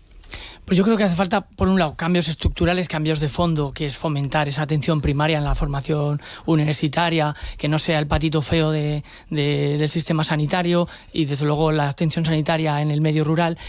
Pero necesariamente el camino creo que es incentivar que los médicos rurales y los que están ya en el territorio se les incentive económicamente, porque no queda otra, porque la situación es diferente a la de los maestros. En los maestros hay unas bolsas de trabajadores que permiten, yo creo que así, no habría ningún problema. Pero es que en los médicos se los rifan y si tú obligas a un médico a irse a un pueblo porque sí, bueno, pues irá a otra comunidad autónoma o se irá a otro país. Hay una auténtica pugna por el talento médico a nivel internacional y además, desgraciadamente, pues en otros países y en otras comunidades autónomas se paga más que aquí, con que yo creo que la única vía que nos queda, la práctica, la pragmática, es incentivar que los médicos vayan al medio rural. Un último asunto en la recta final ya de esta tertulia, de la sanidad a la educación, porque ayer se habló también de educación y el compromiso de la Consejería de Educación parece que es que antes de que termine la legislatura la educación será gratuita en la etapa de los 0 a los 3 años, que es una reivindicación que se venía poniendo encima de la mesa también desde hace un tiempo. Ahora la cuestión es ¿cómo se hace esto? Porque ayer escuchábamos esas dos posibilidades, ¿no? Hay ahora mismo 1.500 personas empleadas en las guarderías privadas que están homologadas por el Gobierno de Aragón que dicen hay que hacer conciertos. Desde las entidades de familias y padres, madres de la enseñanza pública dicen no, tiene que ser a través de la educación pública. Con conciertos, con una inversión que se entiende sería importante, o cómo hay que abordar esto. Si tenemos la educación primaria concertada, no sé por qué no vamos a tener concertada también la educación de 0 a 3 años. En este momento lo que hay es unas guarderías públicas escasísimas en las que es muy difícil obtener una plaza y unas guarderías privadas en las que cuesta mucho dinero tener a los niños porque estamos hablando de en torno a 300 euros. Esas guarderías privadas existen, lo que tienen que estar es bien inspeccionadas, que cumplan con unos requisitos de excelencia en cuidados y en pedagogía, que tengan las instalaciones de acuerdo con unos requisitos que seguro que tiene la Consejería de Educación. Y por supuesto, si hay que dar respuesta a eso, se puede dar con conciertos, no se va a poder dar abriendo guarderías en el número que haría falta para dar cobertura a la población que podría beneficiarse de ella, y por lo tanto creo que no queda otra que ir a los conciertos. Yo creo que hay que concitar diferentes intereses. Es una conquista social llegar a la gratuidad de la educación de 0 a 3 años. Venimos hablando mucho de esto. Además, existe un amplio consenso político. Es una medida que está, por ejemplo, en el acuerdo de gobierno entre Sumar y el Partido Socialista a nivel nacional. Es algo de lo que el gobierno anterior de Lambán nos viene hablando y es una promesa también del actuar de Lambán. El objetivo está claro, el consenso está claro, el tema es cómo llegar a ello. Evidentemente, yo creo que no se puede hacer sin contar con la la red privada, pero eso tiene sus riesgos. Yo creo que esta universalización de la educación tiene que pivotar sobre la red pública necesariamente, sobre todo en lo que es la primera escala, que serían los 2 años, ¿no? Y ahí tenemos ejemplos como es la Comunidad de Euskadi, donde esto ya está implantado hace años. Lo digo que tiene sus riesgos porque conocemos estudios recientes que nos hablan de que España, la escuela concertada, segrega entre familias ricas y pobres, y somos el país de la OCDE donde más se segrega por nivel socioeconómico. No podemos repetir estos males en la educación más esencial y primera, ¿no? La infantil. Creo que evidentemente hay una red de guarderías, de escuelas infantiles privadas que están funcionando, que hacen un trabajo excelente y de calidad con el que hay que contar en este proceso, pero necesariamente creo que debe de pivotar por una red pública, porque al final la escuela pública es la que actúa como mejor ascensor social. Bueno, tiene que haber un sistema combinado, y sobre todo porque la situación de partida de escuelas infantiles de 0 a 3 años públicas, la oferta actual es muy escasa. Quiero decir, en Huesca capital hay una guardería de la DGA y en Monzón hay otra. O sea, que esas plazas están muy solicitadas. Claro, la persona que consigue ahí una plaza, la familia, muy bien, porque le ha tocado la lotería al que consigue. Hombre, la que plaza. sí, claro, porque cuesta poco más de 100 euros cuando en una guardería pública es más del doble, ¿no? Entonces, en una guardería privada. Sin embargo, al final hay ahí un sector con el que también hay que contar, y que de la noche a la mañana tampoco se puede dejar de la mano, que han estado también dando respuesta a estas necesidades durante años. Yo creo que al final, efectivamente, igual que hay colegios públicos y hay colegios concertados, yo creo que tiene que haber también un sistema mixto. ¿Que es verdad que tiene que ir creciendo la oferta pública? Sí, pero tiene que ir creciendo la oferta pública de la misma manera que ha ido creciendo en el ámbito de la educación infantil y primaria, ¿no? A partir de 3 años, en los últimos años cada vez ha habido más aulas de 2 años. Eso lo que ha hecho también es provocar también el cierre de negocios privados, porque hay familias que han elegido esos centros precisamente porque se ahorraban un año de guardería. Sí, sí. O sea, entonces a esa realidad hay que dar respuesta. Está muy bien esta medida. Yo creo que hay que llegar a eso. Ahora hay que ver cómo se articula para que realmente sea un éxito. Pero en este inicio, ¿no? Porque creo que hablaron de 2027 que se pueda implantar ya. Necesariamente tenemos que pasar por los conciertos con las empresas privadas. Vamos terminando. Sony 23, banda sonora y mensajes de oyentes.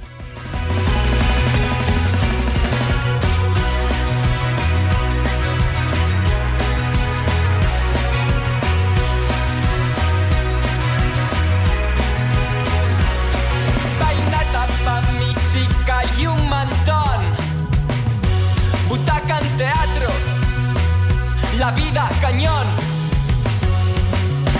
sombra en las ventas, nalgas sobre blando, hace tiempo que no pienso en el horror,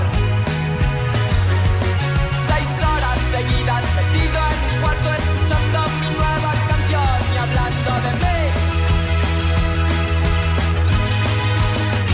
La vida cañón. Este es el último descubrimiento que nos hace Jorge Heras. Son Alcalá Norte. Jorge. Así es, menudo himno, menudo temazo. Es la banda del momento, ¿no? Que ha explotado ahora en la que es la escena rock indie. O una sugerencia para el próximo Vive Latino o para Pilares.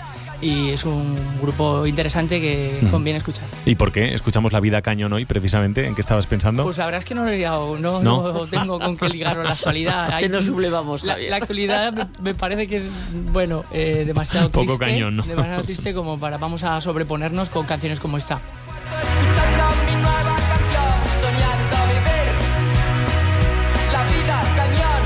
¿Qué te cuentan los oyentes en el 608-578-412? Esperanza. Pues mira, en primer lugar, información de servicios, la que nos da Sebas, nos cuenta que la carretera de Mequinenza-Favara está cortada por obras, que lo tengan en cuenta quienes conduzcan por esa zona, porque por fin, enfatiza, la van a ensanchar. Sobre el asunto de lo que deben cobrar los alcaldes, concejales, Blaser nos dice: creo que los cargos públicos sí que deben cobrar un sueldo proporcional al presupuesto de la administración en la que ejerzan el cargo, y al tiempo que le dediquen, porque no es lo mismo, dice, una gran ciudad que un pueblo pequeño, y no es lo mismo dedicarle todo el tiempo que compatibilizarlo con su trabajo. Patri considera que los alcaldes deben cobrar lo mismo que perciben con su ejercicio profesional. Y terminamos con otro mensaje, el que nos envía en forma de audio Juan. Buenos días, Aragón. Buenos días, soy Juan de Daroca. A ver, con respecto a la dignificación de los cargos públicos y que cobren su salario, pues me parece normal, lógico, porque están invirtiendo mucho tiempo y ese tiempo es dinero. Mucha gente perdiendo sus horas de trabajo, pero también deberíamos de ver la otra parte. Para cualquier trabajo en España, celador de la Seguridad Social, necesitas una oposición, pero claro, para manejar miles de millones de euros o cientos o miles de euros un cargo público, ¿qué necesita? Butaca en teatro, la vida cañón. Pues eso es lo que nos cuentan los oyentes, reflexiones sobre un asunto que está claro que genera opiniones y debate. Mira cómo sonríe Genoveva.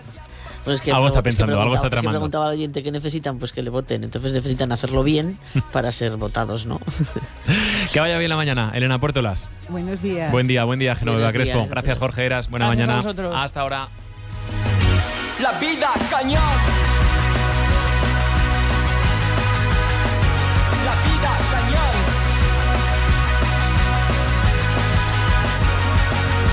Puro en el tendido y mi chica con mantón. La vida cañón.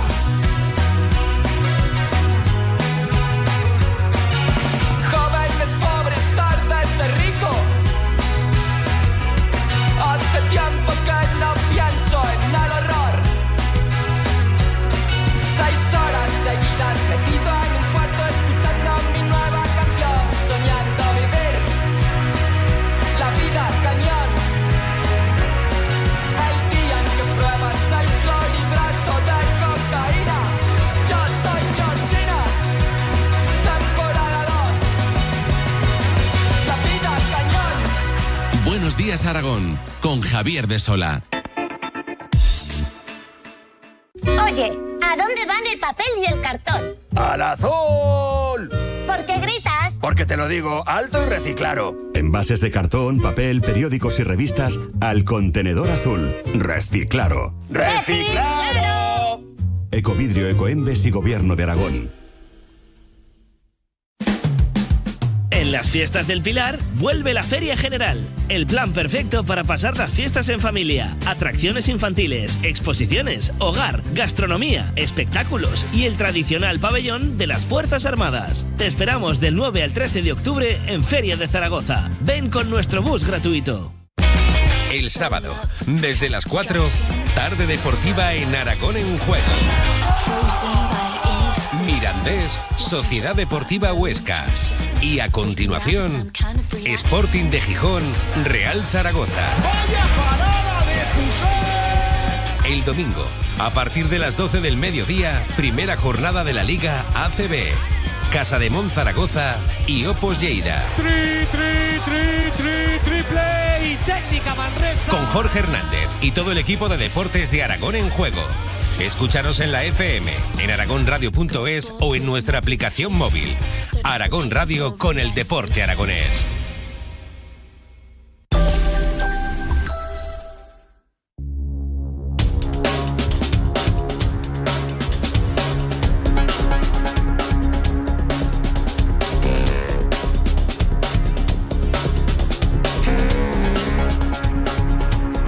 Las palabras dejarán de brotar, sin querer matar, dejan herido.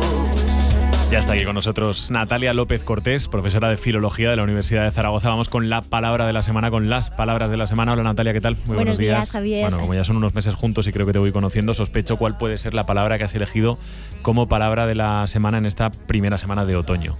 Efectivamente, no he sido muy original, como ya ha empezado el otoño, vamos a hablar de esta palabra. Venga, pues vamos a hablar de esta palabra. Bueno, ayer saliste, ¿no, Ainara, a preguntar? A la calle. Sí, saliste a preguntar a los oyentes. Oye, mucho romántico. Ah, sí. Mucho romántico, gente joven y sobre todo una estación que yo no sabía que era la preferida de tanta ciudadanía. Ah, ¿sí? ¿El otoño es la estación preferida? Pues de muchísima gente. De momento vamos a empezar con lo que es para la gente el otoño, la definición del otoño. Que vemos cómo empieza a hacer más frío, lo vemos en las chaquetas, llueve un poco más y las hojas empiezan a caer. Es esa temporada en la que te puedes poner pantalón largo o sudaderita o puedes ir manga corta. Es esa temporada que estás ahí como entre medio y que cada persona se viste un poco como le apetece. Es estar con una mantita mientras está lloviendo fuera y estás ahí con una tacita y tal. Todavía se ve ese sentimiento como de vacaciones, de verano. Estás un poco más en casa, pero todavía sales con los amigos. Y con la caída de la hoja, unos colores muy bonitos, pero mucho menos verdes.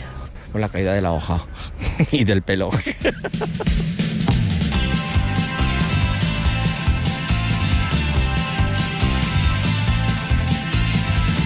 Las hojas han vuelto a caer, el otoño decidió volver.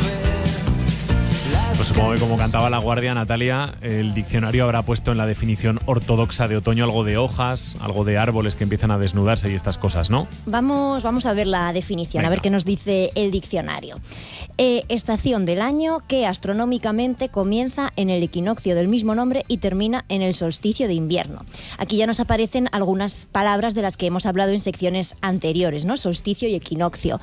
Por la temporada que es, la que nos interesa es esta última, que además es tan difícil de pronunciar, equinoccio, que es ese momento en el que la noche y el día tienen la misma duración y que, como ya comentábamos, deriva de aequus nocte, que es noche igual. Entonces ahora hemos vivido estos días el equinoccio y entonces hemos inaugurado el otoño, pero ya veis que nada de hojas, nada de árboles, es una definición un poco sosa en mi opinión. Ya, sí. Antes de que sigas, Natalia, hemos preguntado a la gente por otra cuestión sobre el otoño. ¿Qué les inspira? Vale. Y esto nos han contestado. En mi viejo sillón, esperando. Me inspira como tranquilidad y mucha felicidad, pues, por volver a esas épocas en las que puedo como caminar viendo las hojas caer, un poco los días de lluvia, me da mucha calma. A mí me inspira, a mí me encanta pisar las hojitas en otoño, es uno de mis como soniditos favoritos, el ir pisando hojitas. Y luego me encanta eso, el entretiempo, empezar el curso, ya puedes entrar en la rutina, que hay gente que no le gusta la rutina, pero a mí me gusta. Porque está como todo equilibrado, es como que el ambiente en general, como la vista y tal, es como que parece que hace frío, pero en el fondo es como que estás cómodo, no tienes como ese frío como helador. Bueno, creo que una de las voces escucha la sección, porque no creo que sea casualidad lo de meter rutina, ¿no? En la definición de otoño, que rutina fue nuestra palabra de la semana hace 2 semanas. Sí, esto ha sido un guiño claro. Sí. Entonces veis que aquí, esto lo hemos comentado también muchas veces, ¿no? Las emociones que vienen vinculadas a las palabras. Entonces es verdad que otoño se suele vincular con cierto sentimiento de melancolía y esa melancolía, pues bueno, puede ser buena o puede ser mala, ¿no? Y depende un poco de cada uno. También ha salido el tema de lo de la ropa, el entretiempo, que aquí en Zaragoza siempre nos dura muy poquito ese entretiempo. Entonces lo que sí que nos encontramos en esta estación es menos horas de luz, cada vez más frío, la caída de las hojas, que es otra idea que se ha ido repitiendo constantemente, y una cosa con la que los zaragozanos estamos muy familiarizados, que es más viento. De hecho, hay un refrán popular que nos dice: en otoño, la mano al moño, haciendo referencia a que en estas fechas es difícil ir bien peinada, aunque yo no sé si en Zaragoza se puede ir bien peinada en algún momento, también os digo. Entonces, si queréis, os cuento qué pasa con la etimología, de Venga, ¿dónde tenemos el origen de otoño? A ver, Natalia. Nos viene, como siempre, del latín, Sí. autumnus. No hay muchas certezas de dónde viene esta palabra latina, porque esto nos pasa mucho en etimología. De hecho, bueno, una de las teorías más extendidas es la que dice que se vincula con 2 términos, auctus y anus. La última la tenemos clara, ¿no?, que es año, y la primera es el participio del verbo augeo, que ya no suena más, podemos pensar en la palabra auge. es el verbo aumentar, incrementar. Así, esta palabra hace referencia a que el año llega a su auge, a su apogeo. La idea que se defiende es que esto se refiere a la vegetación que está llegando al final de su ciclo. Y esto además nos conecta también con el uso metafórico que podemos hacer de la palabra otoño, que también está recogido en el diccionario. Periodo de la vida humana en que ésta declina de la plenitud hacia la vejez, como este oyente que nos ha hablado de la caída de las hojas y la caída del pelo. Del pelo, sí. Pues ahí tenemos ese uso, se puede vincular con ese uso metafórico de otoño. Y es muy importante que recordemos que la metáfora es un mecanismo cognitivo que es esencial para nosotros como hablantes. Nos permite hablar de asuntos complejos y abstractos partiendo de términos más tangibles y familiares, ¿no? Entonces podemos hablar de nuestras etapas vitales utilizando las estaciones, y según esta idea, pues cuando llegamos a nuestra madurez estamos llegando al otoño de nuestra vida. El otro lado de la moneda lo encontramos en una palabra que también deriva de otoño, que es retoñar, y lo que nos sonará más, retoño, que es el vástago o tallo que echa una planta, y a través de una metáfora que también es una metáfora muy bonita, pues es la palabra que utilizamos coloquialmente para hablar de los niños. Y luego nos dio por inventarnos una vez lo del veroño. Eso es, veroño. ¿Vosotros lo utilizáis? No, jamás. Ya, a mí también me suena raro, pero está recogido. Tenemos gente que antes era amiga nuestra que sí. Sí, antes era, ¿no? Ahora ya no, por lo que sea. Por el uso de veroño, evidentemente. Es verdad que en el diccionario no aparece, veroño, pero sí que aparece en el Observatorio de Palabras, que es una sección en donde se registran palabras que están a la espera de ser incorporadas en función un poco de su evolución. Entonces nos hablan de ese veroño como un acrónimo formado partiendo de verano y de otoño. Nos comentabas además que había otras posibles explicaciones al origen de la palabra otoño. Eso ¿verdad? es. Como la etimología no es una ciencia exacta, pues hay estudiosos que opinan que otoño no se vincula con el auge del año, que es la etimología que hemos explicado antes, sino con una divinidad etrusca que se llamaba Vertumno o Vertumnus, y este dios sería el responsable de las cosechas y de los jardines. Entonces por ahí viene la conexión. Pero claro, la etimología es eso, no es una ciencia exacta, pero estudiarla pues nos dice mucho de cómo concebían el mundo y el mundo que les rodeaba nuestros antepasados. Entonces la lengua se relaciona con todo eso, claro. Esta vez te has superado, Natalia, y has reflexionado sobre otoño en el español, pero también en otras lenguas, ¿no? Efectivamente. Venga, hoy ¿qué me he venido arriba. Eso es. Mira, empezamos con una lengua que nos pilla más cerca, ¿no? El catalán. En catalán, otoño se dice tardor, derivado de tardanza. Y de nuevo se transmite esa idea, ¿no?, de que hay algo que está llegando a su fin, a su punto final. Y también sigue presente este tono melancólico en los refranes, ¿no? Tenemos un refrán catalán que nos dice la tardor porta tristor, que es un refrán muy bonito. Y también se recoge en diccionarios de catalán que en ciertas zonas se utiliza la expresión primavera de hivern, que sería algo así como, bueno, literalmente la primavera del invierno. Entonces esta idea de las estaciones cíclicas, bonito, ¿no? Sí, también es un uso súper bonito. En alemán al otoño se le llama Herbst, que comparte origen con la palabra inglesa harvest, cosecha, y parece que ambas derivan de una palabra anterior que se relacionaba con los frutos. Entonces, pues como en otoño se cosecha, pues al otoño lo llamamos así. Y como en el otoño se caen las hojas, pues ¿cómo lo podemos llamar también? Fall, que es lo que hacen los ingleses. Así vemos cómo el mundo que nos rodea y nuestro paso por él como sociedad y como hablantes moldean nuestro vocabulario. Y es que muchas veces decimos que lo que no se nombra no existe, y por eso es tan bonito estudiar las palabras, porque nos conectan con el medio. Segunda clase, ¿no? Del nuevo curso. Ah, eso es. Segunda clase del nuevo curso. Pero no última. Pero no última. ¿Es una amenaza? No, que va. Es un motivo de celebración. Natalia, que vaya muy bien. Gracias. Muchas gracias, Javier. El otoño, que por cierto es una época fantástica para disfrutar de nuestra biodiversidad.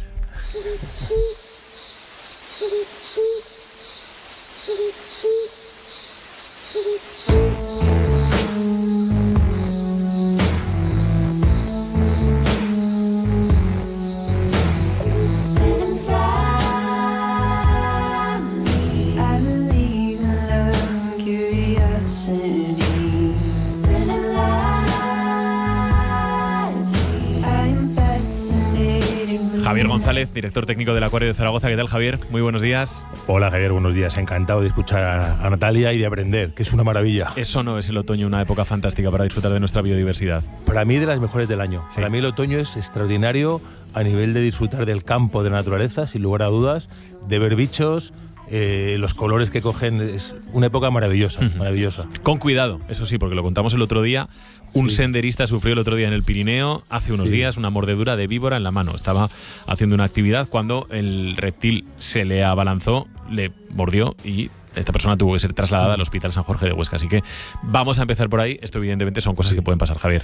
Sí, lo que pasa es que son cosas muy extraordinarias y realmente yo no recuerdo, he leído una noticia y no recuerdo dónde fue la mordida, si fue una pierna, una mano, no recuerdo, pero lo que te puedo asegurar, Javier, es que las víboras utilizan el veneno para cazar como herramienta defensiva. Y una víbora no muerde a un humano si no es porque se siente amenazada. Ajá. Una amenaza que puede ser no voluntaria. A lo mejor el excursionista pues invadió su zona sin verla.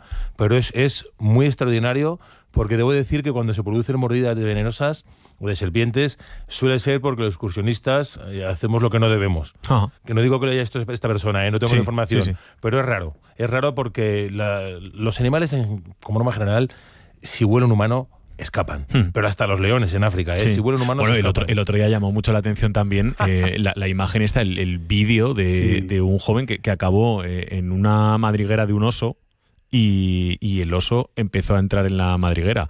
Y el chaval sale como puede. Claro, y no le hace nada, al final no le hace nada. Pero al final es el chaval el que ha medido el espacio. Sí. Realmente ya te comento, Javier, que los animales nos evitan siempre que pueden, en el 99% de los casos, pero a veces se producen estos accidentes que seguramente pues haya sido pues eso, un despiste del excursionista o poner el pie en un sitio que a lo mejor estaba el animal. No sé dónde fue la mordida, no lo sé. No, en principio en la mano parece ser. Javier, ¿donde hay un espacio natural, hoy que hablamos de serpientes, donde hay un espacio natural hay una serpiente o no hay tantas serpientes? La mayoría de veces sí. España y Aragón en general es una región pobre en serpientes. En el mundo hay unas 2.500, 2.800 especies de serpientes y en España tenemos 20 y pocas, y en Aragón tenemos, el otro día me lo miré que no estaba seguro, y en Aragón tenemos 11 especies de serpientes, que son muy poquitas. Frente a 2.500, 11 son más bien pocas. Peces tenemos 40 especies, o sea que tenemos pocas especies, de las cuales realmente venenosas hay 2.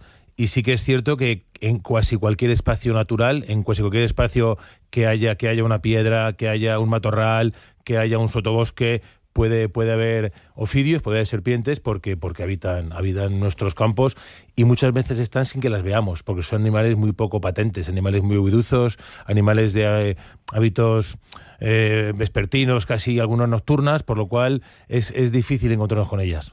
O sea, tenemos en Aragón 11 tipos diferentes de serpientes, de ellas 2 que son venenosas. Te iba a preguntar si serpientes a nuestro alrededor que sean peligrosas. Pues te digo una cosa, el mayor problema que tienen las serpientes, Javier, es la historia. Es el mito o la historia de Adán y Eva y del pecado original. Ahí ya la serpiente le pusieron la cruz y aquellos polos han traído estos lodos. Ya. Porque las serpientes son animales que a la sociedad, como las arañas, como los murciélagos, a los ciudadanos como que nos caen un poco gordos, como que nos caen un poco así, nos dan cierta animadversión, pero es totalmente infundado. Por lo cual, partiendo de esa base, decirte que de las 11 especies, como comentábamos, 2 únicamente son venenosas, y lo que te aseguro es que las 11, si huelen humano, se marchan. O sea, no entramos ni mucho menos en su dieta, ni muchísimo menos, y mucho diría que sí al revés. Son parte importante del ecosistema. Ajá. ¿Cuáles son las serpientes más comunes en nuestra comunidad autónoma y dónde las podemos encontrar, dónde pueden aparecer? Las más frecuentes, Javier, son lo que llaman la culebra de agua, que es la Natris natris o Natris maura. Es la típica culebrilla que mide como mucho 70, 80 centímetros y aparece en muchos ríos, muy vinculada al agua. Se llama serpiente de agua. Luego hay otra serpiente muy abundante, que es la serpiente de escalera, que es muy característica porque tiene 2 bandas que le recorren todo el cuerpo. Es un animal que puede llegar ya al 1,20 m, 1,40 m. Otra muy frecuente es la culebra bastarda. Esta tiene un color verdoso muy bonito, esta alcanza casi los 2 metros y es de la que tiene peores pulgas. Dentro del grupo de las serpientes, la bastarda, yo la he manejado un par de veces. No llevan el nombre, ¿no? La bastarda es de las que tiene malas pulgas, digamos. Esas son las más frecuentes. Y luego, a nivel de especies venenosas, hay 2 víboras en Aragón, que es la víbora áspid y la hocicuda. La áspid se circunscribe al Pirineo y la hocicuda está en todo Aragón, pero de forma muy, muy dispersa. Pero ya te comento, Javier, que la serpiente no es un grupo animal muy abundante, las hay, pero no en demasiada abundancia, y los encontronazos son pequeños porque son huidizas y escondidizas. ¿Es frecuente que aparezcan serpientes en la ciudad? Lo digo porque recuerdo que también hemos contado alguna vez alguna noticia en la radio de aparece una serpiente, bueno, o hemos leído, ¿no? Aparece una serpiente cuando estaba en el baño, o se le cuela una serpiente por la ventana. Pues no, vamos a ver, es muy difícil que encontremos a la serpiente de Independencia, es muy difícil, pero sí que es verdad que serpientes en zonas más rurales de Zaragoza, si te vas a las afueras de Zaragoza, la serpiente al final se vincula incluso a zonas de cultivo, yo te digo, a matorrales, sotobosque, por lo cual en el típico descampado, me recuerdo hace un par de años que me llamaron tus compañeros de la televisión porque había aparecido una bastarda en un descampado de Zaragoza. Puede ser un descampado que tenga 2.000, 3.000 metros cuadrados y se crezca la vegetación y el personal no pase por allí, no se siegue, pues puede aparecer, pero en zonas muy urbanitas, en zonas con mucho hormigón o con mucho jardín, digamos, urbano, jardín artificial, es complicado, y en el caso de encuentros o apariciones suelen ser, fíjate, Javier, especies exóticas que se escapan a particulares. Pero no es raro que sean autóctonas, es raro. Sí que pueden ser exóticas particulares. Oye, por cierto, Javier, que me acordé de ti ayer y de la clase que nos diste sobre tiburones. ¿Has visto el vídeo del perro que se tira al agua en la playa de Denia porque ve que aparece un tiburón? Me acordé de ti, ¿eh? El tiburón es verdad que no hace nada, parece que no hace nada en el vídeo. Ese perro es valiente, ese perro es un perro con arrestos. Es un perro con arrestos. Sí, la verdad que sí. He visto el vídeo y ese tiburoncillo que... en el vídeo no sé muy bien, puede parecer un pequeño tiburón azul, una pequeña glauca, y ese tiburón es muy probable que estuviera enfermo. Porque se hagan una idea a los oyentes, el tiburón yo calculo que era, no sé si el doble, o es que yo lo veo muy grande, pero el doble que el perro, y el perro venía a ser... Era un labrador, yo creo, tipo labrador. Sí, el tiburón mediría 1,30 m, 1,40 m, pero ese tiburón, con la forma que tiene de nadar, no haciendo caso a la llamada de atención que le hacía el perro y tan cerca de la costa, casi le da un mordisco en la cola al tiburón. Es muy probable que ese bicho estuviera enfermo. Los tiburones, cuando están enfermos o tienen algún tipo de problema de salud, se acercan a la costa casi arrastrados por las mareas y casi a morir. O sea que seguramente sería un tiburón enfermo, es muy probable. Bueno, cuidado si van a la playa de Denia. Cuidado con el perro. Cuidado con el perro. Hay que tener cuidado, que es el que dio el mordisco, ¿no? En este caso el tiburón. Eso es. Javier, antes de despedirte, creo que te vas al ayuntamiento ahora. Presentáis allí con la concejalía una iniciativa para incentivar las visitas de los mayores al acuario, ¿no? Una iniciativa súper fantástica que presentamos con la consejera, con Paloma Espinosa, que es una mujer extraordinaria, además muy, muy amante del acuario, y es una actividad que hicimos ya el año pasado y yo debo decir que de las que más me gustan, de las que hago con el ayuntamiento, porque es una actividad para atraer mayores de centros de mayores al acuario a un precio simbólico. Les hacemos la visita al acuario y comen en el restaurante, pero a un precio que es la comida más la visita son 15 euros, cuando solamente comer arriba ya son 17. O sea, les bajamos la comida, les invitamos a la visita y es una actividad maravillosa. Te debo decir, Javier, que los mayores son, sin lugar a la duda, los mejores prescriptores y los mejores followers del acuario. Lo sienten suyo, lo quieren, luego vienen con los nietos y sobre todo, Javier, que yo entiendo que los mayores se lo han ganado y toda actividad que se hace con personas mayores, aparte de que son agradecidos, yo siento un placer enorme y el acuario nos encanta hacer estas actividades y las presentamos hoy con Paloma. Y el año pasado venían cerca de 500 mayores y este año ojalá sean 1.000, porque además pasa un rato divertidísimo, te ponen preguntas extraordinarias, pues preguntas singulas comprometidas y de verdad que atienden y tienen un orgullo de acuario propio que es extraordinario, Javier. A mí me encanta esta actividad. Qué bien. Te despido ya, Javier, para que te marches, pero antes te voy a hacer una última pregunta ya con... Me da miedo. Con el sonido del contrainformativo de fondo. Me da un poco de miedo, ¿eh? El contrainformativo con Juan Luis Saldaña. Noticias y algo que celebrar. Buenas noticias que me alegren la vida. El furgón de cola de la información. Energía positiva. Buenas noticias. Las noticias que nadie te cuenta.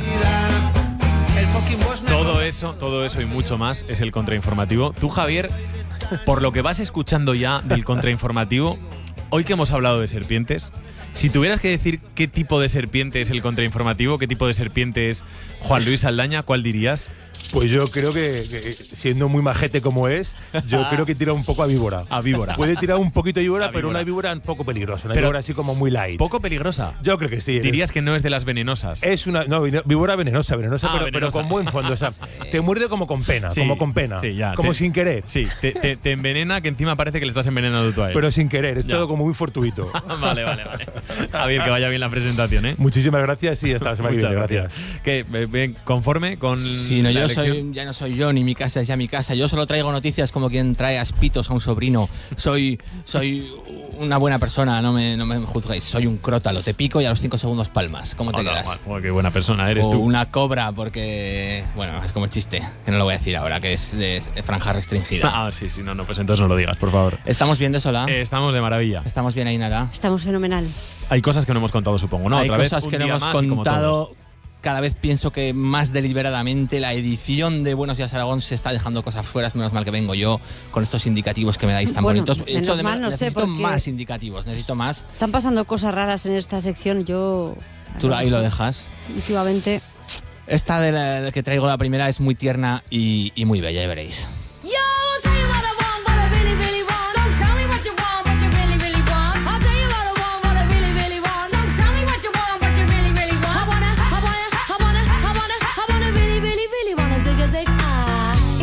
Da mucho bajón ver ahora las Space Girls, es como, ¿esto qué era, tío? ¿Cuál te gustó para ti, la del chándal? En fin, esos comentarios, ¿no? Esas preguntas la pija. andabas haciendo y respondiendo En tú, fin, ¿eh? qué horror, qué horror, qué horror. Pues un vecino de Avilés confunde a las Space Girls con vecinas del pueblo, del pueblo, de la localidad, de la ciudad, y pone un anuncio para localizarlas. Se ha encontrado un pin grande, como el de Totus Tus del Papa. ¿Te acuerdas aquella chapa tan bonita? Este verano me he comprado una chapa así de un palmo de Sylvester Stallone, de Yo el Halcón. Bueno, pero eso es otro asunto. Entonces se encuentra esa chapa y dice, estas chicas que se han ido de despedida soltera y han perdido la chapa, y voy a poner un anuncio para ver si alguien las conoce, que venga, que se la guardo. Entonces dice, guardo esta chapa de estas 5 amigas que estaban por ahí de juerga en una despedida o algo, si las localicéis, que vengan y tal. Un señor de cierta edad. Y claro, no se le han reído mucho, ha sido algo tierno. Le han dicho, oiga, que son las Space Girls, que no son vecinas de Avilés. Bien podrían serlo, y esto nos lleva a hacer una reflexión. ¿Cómo se está vistiendo la gente en Avilés? No ha pasado el tiempo. ¿Qué pasa en la moda? Ahora una tipa que viste como una Space Girl se califica de choni, ¿o de qué? Sí, es que está cambiando el lenguaje también de los jóvenes con esto, ¿eh? Sí. Y un poco, a ver, sería desde... Bueno, ahora hay mucho orgullo. Mucho orgullo chonil. Ahora hay y mucho también orgullo chonil. un poco de estilo urbano, podríamos decir, ¿no? Pero urbano retarded, o sea... Urbano retarded. Sí, Es que... como que no ha llegado todavía. Entonces eso, mi padre cantaba esta canción así, chipi, ripi, chipi, chipi, que era un poco como lo que cantaba la ratita presumida. Gracias por el cumplido, no sé qué contestar, cuando llegue la noche, ¿cómo me cantarás? En fin, que vamos a hablar ahora de rubias de boté. Venga. La rubia, tarada, bronceada, aburrida, me dice, ¿por qué te pelaste? Y yo, por el asco que da tu sociedad, por el pelo de hoy, ¿cuánto gastas? Como me ha llamado víbora, a Javi no le hemos dejado quedarse, entonces se pierde esto. Pero las capibaras, que están muy de moda en las redes, por aquel asunto de la capibara de Fran de la Jungla y tal, se pueden volver rubias si se exponen al sol. Sí, esto es algo que las pijas tenían que tener en cuenta, porque a las madres pijas les gusta mucho lavar el pelo a los niños y a las niñas con camomila para conseguir un rubio un poco forzado y prolongar esa rubiedad del infanzón más tiempo del natural. Todos sabemos, tenemos una pija en la cabeza. Esto suena muy fatal. Entonces, pero no deja, en algunos casos no deja de ser cierto. Entonces, se exponen al sol a más de 40 grados y si están muchos días sin lluvia, pues pueden acabar cambiando el pelaje y pues acaban rubias. Es un estudio que ha hecho una veterinaria que se llama Mayara Vicenzi. Entonces imagínate tener la capacidad de cambiar el color de tu pelo en base al sol que tomas. Es que es un animal que me ha parecido siempre un tanto inquietante. Sí. Es que no deja de ser una rata muy grande, ¿no? Pero es peluda. Bueno, claro, la rata es peluda también. Pero es más peluda, ¿no? Tiene como que a veces se peinan a dos aguas. Es que claro, donde vosotros decís capibara como algo cookie, yo veo una rata muy grande, pero muy grande. Este verano estuve a punto de ir a un bar de capibaras, pero al final fui a uno de erizos. No, es que estamos hablando de que una capibara mide 1 metro. Es que imaginen, es que es una rata que mide 1 metro. Es más que Siempre había escuchado a 2 aguas los tejados de las casas, no el corte de pelo. Exactamente cómo es un corte de bueno, pelo. yo mantengo, hay gente que se hace la raya en medio y le llamo corte de pelo a 2 aguas. Es bastante desfavorecedor porque te suele hacer la nariz grande, fijaos. Pues ¿vale? Entonces, las capibaras, entonces, cuando llevan el pelo muy largo, hay algunos bueyes también que cuando llevan el pelo largo se queda así, como a 2 aguas. Cierto. Sí, todos tenéis. Y los asnos también. Sí. Entonces, bueno. Oye, ¿estás intentando arrebatarle la sección de biodiversidad a Javier González? Sí, es que los animales dan mucho juego. Sigo teniendo el lado de la pija en la mente. Pero bueno, vamos con lo siguiente, que es un invento de un japonés que, madre mía.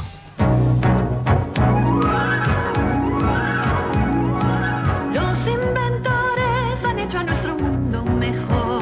¿Cuánto tiempo llevaba sin escuchar esta Qué bella canción? canción. Decía Camilo José Cela que las pijas son muy agradecidas a la cultura y el humor. Bueno, entonces, ya por cerrar el asunto. Un inventor japonés crea un ventilador interno de camiseta. ¿Sabes eso que te sacas la camisa, metes el brazo debajo y haces así? Y sube y baja. Sí. Buenísimo. Pues parece algo así. También parece el Alien cuando le sale de la tripa la mítica película, para que lo os imaginéis, pero te refresca. Y también parece algo peor que no vamos a decir. Entonces, es una camiseta que lleva dentro un dispositivo que se va haciendo así, blup, blup, blup, blup. Entonces la camiseta sale y tal, y claro, el aire lógicamente te entra por lo que viene siendo la panza. El invento ha llamado mucho la atención por original y porque realmente refresca, pero no sé si es funcional y si la gente cuando te vea con eso puesto te va a confundir con algún tipo de perturbado. Estético no es. Oye, estoy viendo que vale 22 euros. Sí. Vale 22 euros. Igual nos compramos uno, Igual te compras uno, sí. Para la sección, para probarlo, ¿no? Para probarlo, sí, para testarlo. testarlo. Es verdad, podríamos trabajar el unboxing radiofónico, que es algo que nos ha trabajado mucho. No. Y yo creo que no estaría mal. En fin, que vamos a hablar ahora de un cerdo que hacía twerking en Ohio, y eso es algo que no se puede decir todos los días.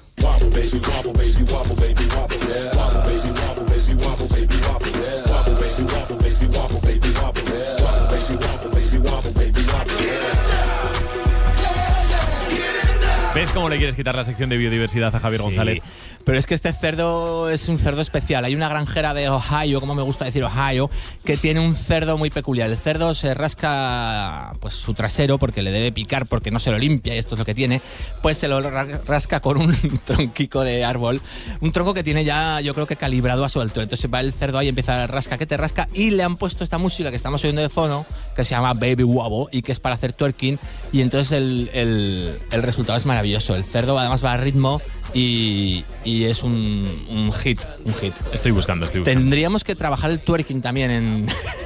Yo es que me pongo la piel del cerdo y pienso que faena que te pique algún sitio y no llegues a rascar. Claro, pero para eso están los troncos, igual que el tradicional rascado del oso, ¿no? Que se rasca. También estaba aquel oso que decía, pero tú a qué vienes a este bosque, le decía al conejo.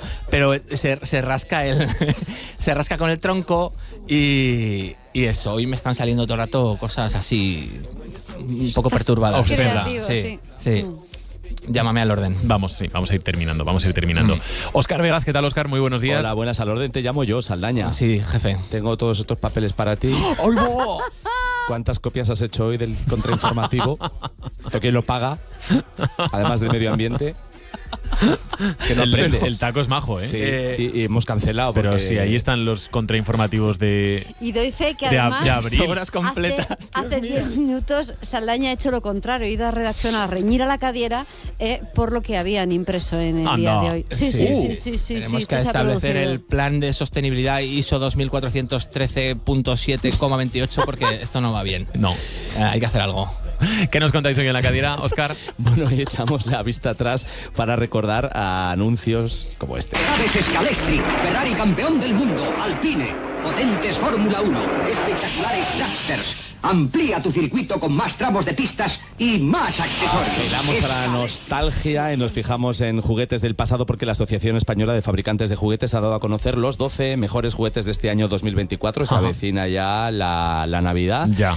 Hoy también es el día del farmacéutico y vamos a conocer historias de farmacéuticos aragoneses. Vamos también a conversar esta mañana con Guillermo Navarro. Es un farmacéutico jubilado, autor de un libro que se llama, que se titula "Ha llegado ya la bisagra" y otras anécdotas de farmacéuticos. Tenemos copla como cada semana con Ana Martín Villegas. Hoy nos fijamos en el lenguaje del abanico, estas y otras cosas hasta la 1:30. Perdón, que no te estábamos escuchando del todo porque es que estamos viendo que hay muchos vídeos de cerditos bailando twerking. Sí, se me olvidó decirte que es un género aparte, sí. Que vaya bien la mañana, Óscar. Gracias. Que vaya muy bien la mañana. Buen día, Adiós, Saldaña. adiós, Ainara, adiós. hasta mañana. Adiós. No, que Adiós. es que lo de la Navidad